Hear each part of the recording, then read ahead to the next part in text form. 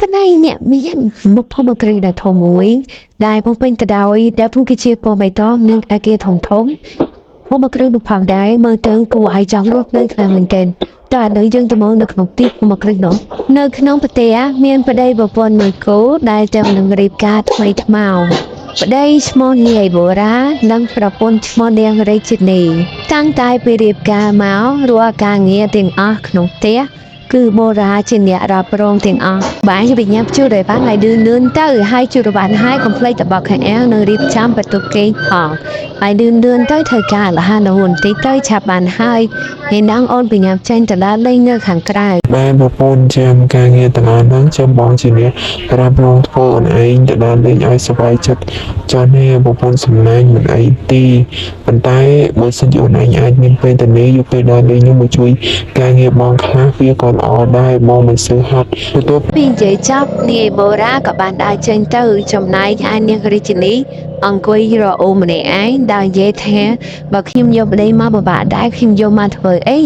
ខ្ញុំនៅតែឯងវាមិនល្អជាយើងមកមើលគ្រួសារមួយទៀតដែលទើបតែរៀបការថ្មីថ្មោងតែមានបារម្ភម្នាក់កំពុងតែរត់ហាត់ប្រាណគាត់មានឈ្មោះថា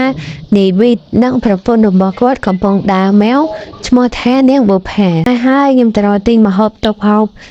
ដោយសារតែក្នុងទូទឹកកករបស់យើងនឹងអមហូបហើយនេះលុយប្រពន្ធយកទៅសម្រាប់គ្រប់គ្រងចំណាយទៅលើការ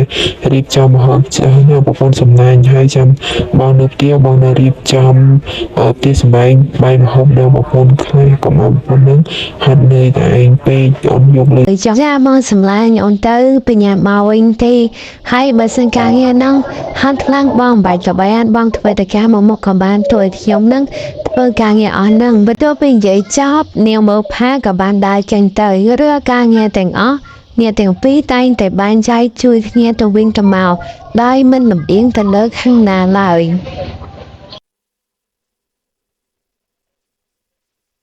ពេលដែលនាងបុផាកំពុងដើរទៅផ្សារក៏បានប្រទះជាមួយនឹងរីរាជនី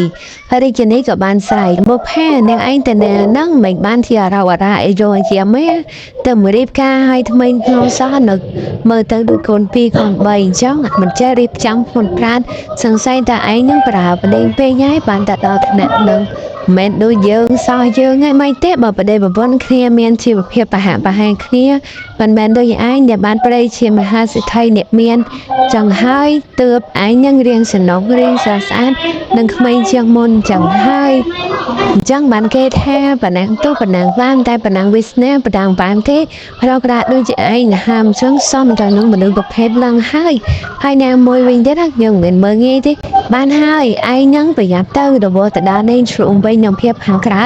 ថ្ងៃណាមួយដែលគេអស់ស្រឡាញ់ឯងប្រយ័ត្នតែគេទាត់ក្បាលចោលទេយើងគ្រាន់តែប្រាប់យកបុនទេបើឯងនៅធ្វើចរកូនក្មេងបែបនឹងទៀតនេះពេលយកប៉ាមកដល់នាងរាជិនីអត់ខ្វល់ទេគិតតែពីសម្ភារៈយំខាងក្រៅដល់លេងនឹងបង្អួតប្រាប់ទៅកាន់អ្នកដតីសួស្ដីមកដល់គ្នានេះខ្ញុំមកដល់លេងកន្លែងស្អាតទៀតហើយតែទៅទិញទូរស័ព្ទដល់បើប្រុសម៉ែកមួយចឹងហើយមកដល់គ្នាក៏ភ័យជួយឡាយแชร์ម្នាក់មួយផងដើម្បីអង្កេតបានឃើញនេះខ្ញុំបានល្បីបាយនិយាយពីប្តីនឹងរាជនីវិញពេលដែលត្រឡប់ពីធ្វើការមកវិញគឺបញ្ញាទៅដល់សម្លៀកបំពាក់និងយកអីបានទៅទុកបន្ទាប់មកគាត់ត្រូវតែរៀបចំរៀងចានជាមួយនឹងការងារទាំងអស់នឹងសាប់ទៀតក្រឡេកមើលគ្រួសារនេះវិញនាងបុផាវិញពេលដែលនាងវិញត្រឡប់មកពីធ្វើការគឺតែងតែនាងបុផាចាំទទួលស្វាមីជាប់ជានិច្ចពីមួយថ្ងៃទៅមួយថ្ងៃរាជិនីគិតថាពីដើរលេងសบายใจហឺហាមិនសូវជួយចិត្តទុកដាក់ធ្វើដោយខ្លួនឯងនៅលាវថ្ងៃមួយនៅពេលដែលរាជិនីត្រឡប់ពីដើរលេងវិញបុរាណបាននិយាយថាគិតទៅអញមិនថ្ងៃអត់មានចេះគិតធ្វើស្អីទេគិតតែពីដើរលេងចាយវាក៏មកសម្ដីធំដាក់ខ្ញុំខាញ់យើងទៅដល់ខ្ញុំម៉ែវនឹងឲ្យខ្ញុំរស់នៅសុខស្រួលអញ្ចឹងមើលបាច់ខ្ញុំអីឬមកក៏ចង់ឲ្យខ្ញុំធ្វើការដល់ប្រហាក់ដូចប្រពន្ធគេនេះអត់ទៅអញ្ចឹងខ្ញុំមិនធ្វើទេពួកខ្ញុំដឹងថាយូរនាងមកអំផ្លាញខ្ញុំអញ្ចឹងខ្ញុំមិនជួយនាងមកទេនាងត្រូវដឹងថាប្រពន្ធគេយកមកដើម្បីរៀបចំបាយម្ហូបបើម៉ាក់ណាចឹងយើងលេងគ្នាទៅចាប់ពីថ្ងៃនេះទៅលេងគ្នាទៅបាច់មកពាក្យពាន់អីគ្នាទៀតទេខ្ញុំរស់នៅជាមួយយើងក៏ អត់បានកែដែរបន្ទាប់ពីនិយាយចប់រាជនីក៏បានដើរចេញទៅហើយទាំងពីរនាក់ប្តីប្រពន្ធក៏បានលែងលះគ្នាដោយស្អាតឥឡូវយើងទៅមើលពីគ្រួសាររបស់នាវីទាំងនាងបុប្ផាវិញម្ដងអ្នកទាំងពីរក៏បានទិញឡានទំនើបមួយយ៉ាងថ្មីបន្ទាប់ពីសន្សំអស់រយៈពេលយ៉ាងយូរមក